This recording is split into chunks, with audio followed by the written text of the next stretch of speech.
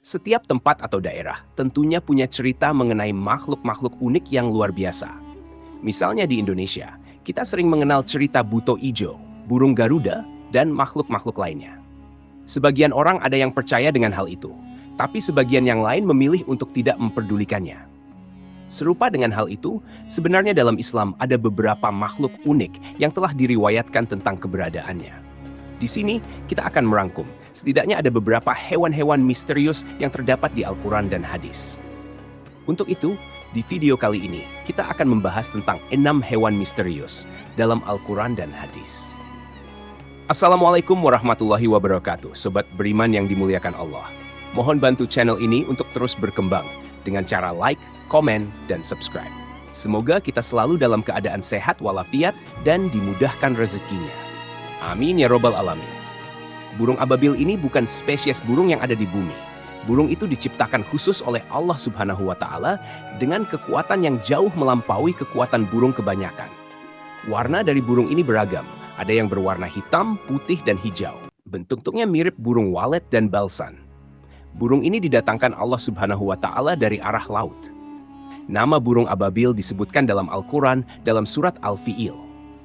Ayat tersebut menjelaskan bahwa burung ababil adalah pasukan yang khusus diciptakan Allah Subhanahu wa Ta'ala untuk mengalahkan rombongan pasukan gajah dari Yaman yang berniat menghancurkan Ka'bah. Burung ababil sangat banyak jumlahnya, bahkan digambarkan seperti kepulan asap.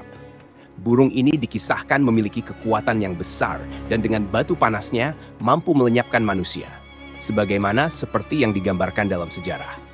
Burung ababil memiliki kekuatan untuk membawa batu dari neraka dan dilemparkan ke pasukan gajah yang dipimpin oleh Abraha. Akibat batu-batu dari neraka itu, pasukan Abraha hancur dan hangus seperti daun kering yang dimakan ular.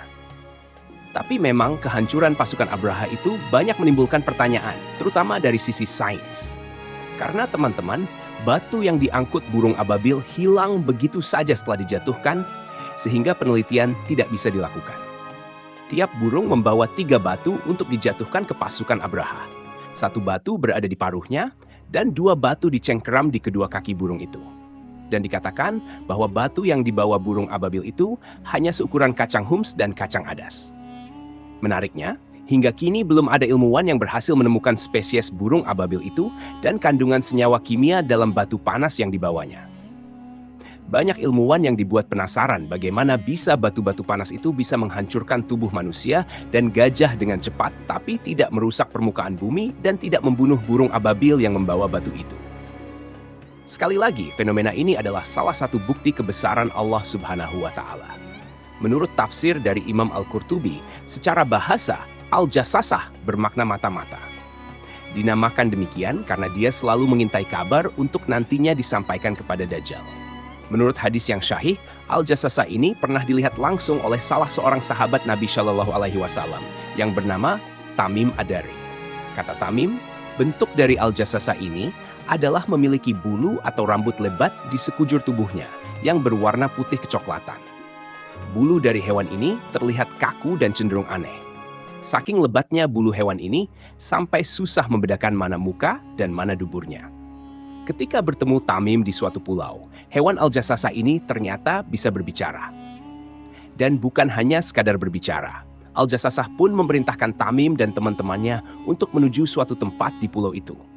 Setelah Tamim beserta rombongan mengikuti apa yang dikatakan hewan tersebut, terlihatlah sosok yang sedang dibelenggu pada bagian tangan dan kakinya di tempat itu.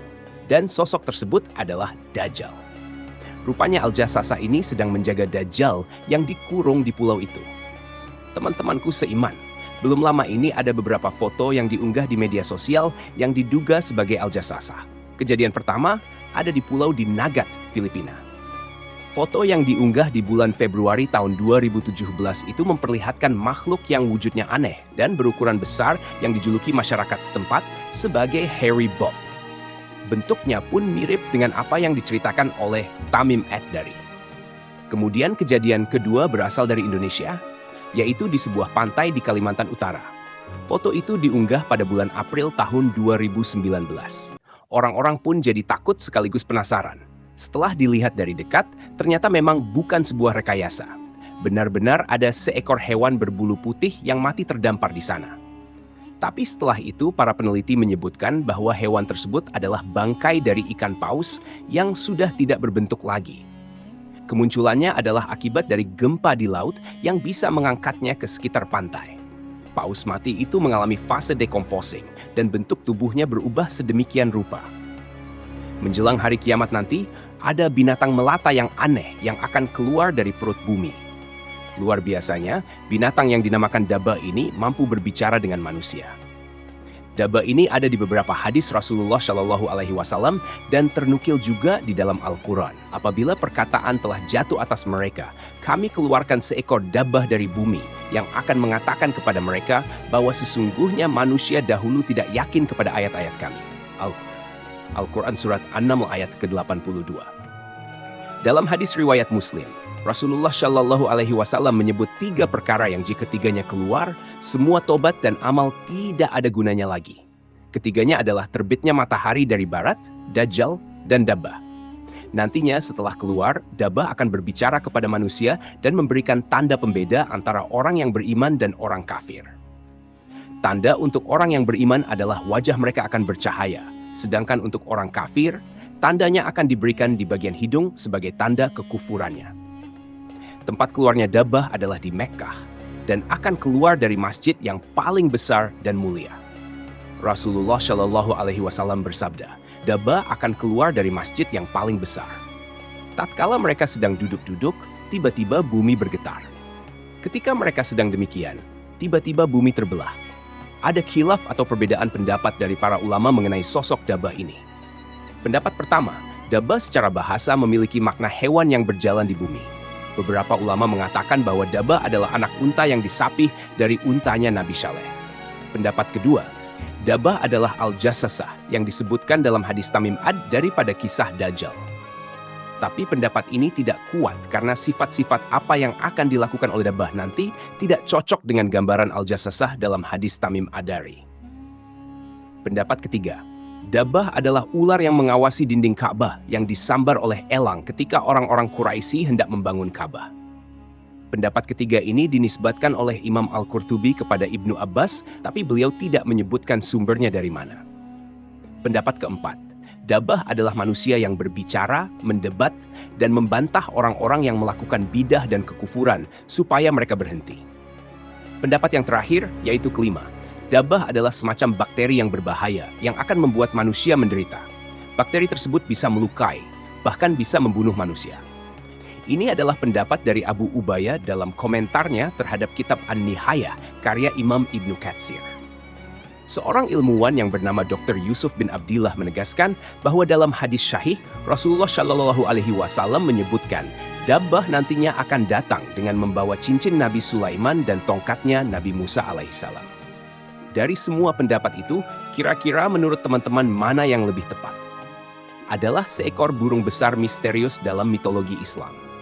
Burung itu disebutkan dalam buku karya Zakaria Al-Qazuini yang berjudul Makhluk-Makhluk Ajaib dan Hal-Hal Aneh.